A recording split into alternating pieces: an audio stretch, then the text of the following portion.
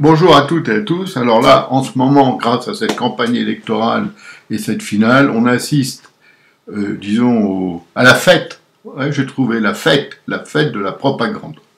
Tout est bon, hein. Tout est bon. On ressort les signatures, les pétitions, les manifestations, le danger de l'extrême droite qui est en marche. Non, c'est l'autre qui est en marche, donc le danger de l'extrême droite qui avance, etc., etc.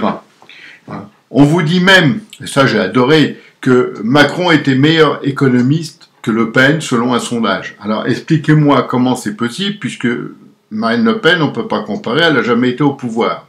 Ben, c'est pas grave, on s'en fout, hein, on n'est pas à ça près.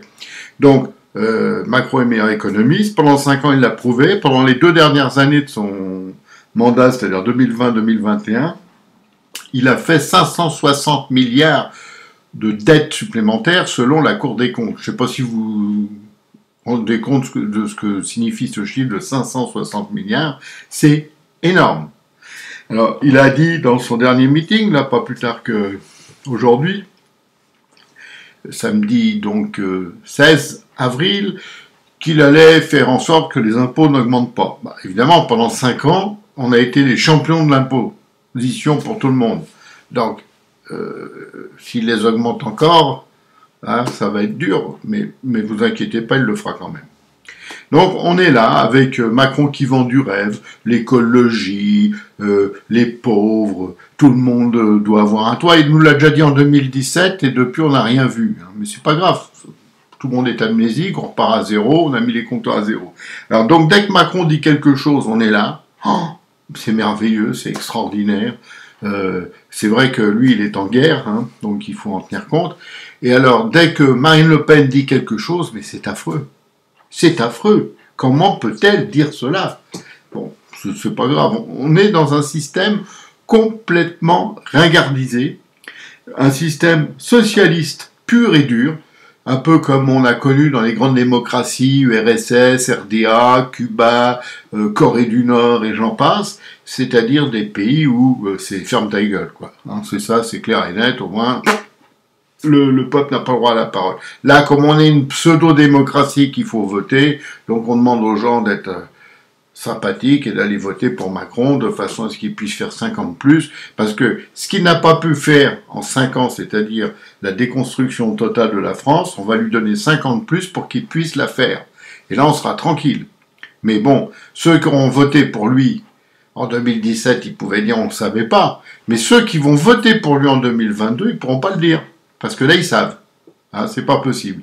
Parce que remarquez bien le coût des énergies qui a augmenté, tout ça est lié. C'est pourquoi? C'est parce qu'il faut bien payer la gabegie de M. Macron quand il a rincé gratis tout le monde. Ah, évidemment, il a même le MEDEF avec lui. Bah oui, parce que le MEDEF, finalement, il a trouvé son trésorier. Ça valait le coup.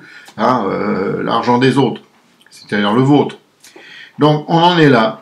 Voilà, c'est un beau pays. Donc, vous avez d'un côté ce qu'on appelle les progressistes, c'est-à-dire ceux qui vont en arrière, et de l'autre côté, vous avez les populistes, c'est-à-dire ceux qui voudraient bien vivre dans leur pays. Voilà, c'est ça. Grosso modo, on peut schématiser comme ça. Alors, franchement, aujourd'hui, ce qu'il faut se dire aussi, c'est on n'a pas le choix. C'est-à-dire, le vote, c'est pour ou contre Macron.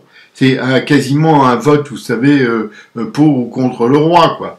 Et on n'a pas le choix, il faut pas avoir d'état d'âme, on n'a pas les moyens d'avoir des états d'âme aujourd'hui, parce que se retaper 5 ans de Macron, c'est la fin de la France. Ça sera pas long, vous me direz 5 ans de plus, c'est pas très long, ça va passer très vite. Hein. En 2027, ça sera déjà mort. Je pense que le bon créneau de la fin du truc, c'est 2026. Voilà. J'avais calculé ça comme ça, pas dans ma boule de cristal, mais par logique, en voyant ce qui se passe un peu partout, et en consultant les statistiques, notamment de l'insécurité, de la violence aux femmes, triplé, hein, la violence aux femmes sous Macron. Hein, c'est une cause nationale. Ouais, bah elle a triplé la cause nationale, et dans le mauvais sens. Mais ça, on n'en parle pas, faut pas gêner le petit bourgeois qui va aller voter, donc faut le laisser tranquille, faut qu'il croie au Père Noël, au moins jusqu'au 24 au soir à 20h.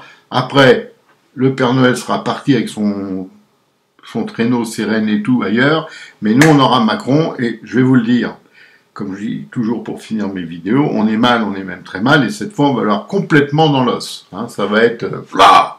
Mais bon, on le sait, Alors allons-y tranquillement et nous aurons ce que nous méritons. Bonne soirée à tous.